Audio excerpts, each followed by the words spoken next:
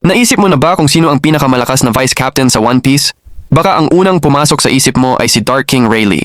Pero nagkakamali ka, hindi siya ang pinakamalakas. So sino nga ba? Tara i-rank natin sila.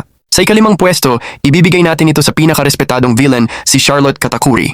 Kayang-kaya niyang talunin si Gear 4 Luffy, pero pinili niyang matalo dahil nakita niya ang potensyal at matinding willpower ni Luffy. Sa ikaapat na pwesto naman, dalawa ang maghahati.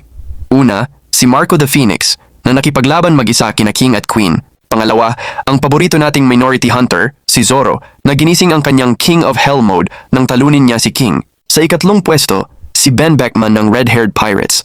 Sinasabing kasing lakas niya mismo si Shanks at bihasa siya sa lahat ng uri ng haki. Sa ikalawang pwesto naman ang King of Darkness na si Dark King Rayleigh. Siya ang naging mentor ni na Shanks, Luffy at syempre ang dakilang si Lord Buggy.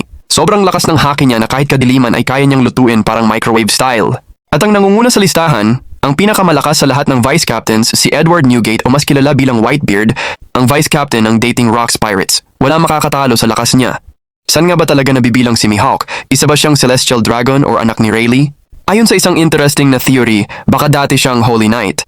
Kaya sobrang galing at lakas niya. Unang clue ay ang paraan niya ng pagsasalita. Pino at parang katulad ng sa Gorosei at mga Holy Knight. Isa pang nakakaintrigang koneksyon ay ang espada niyang si Yoro at ang trono ni Imo. Kung titingnan mo ng mabuti, may design na bulaklak si Yoro. Minsan ginuguhit ni Oda ang mga bulaklak na parang swirl, kaya hindi agad halata. Posible rin kaya ito sa trono ni Imo? Pansin mo rin, madalas ang Celestial Dragons ay may mga bulaklak sa damit nila. Ganon din si Mihawk, may bulaklak sa damit niya, sa upuan niya at sa espada niya.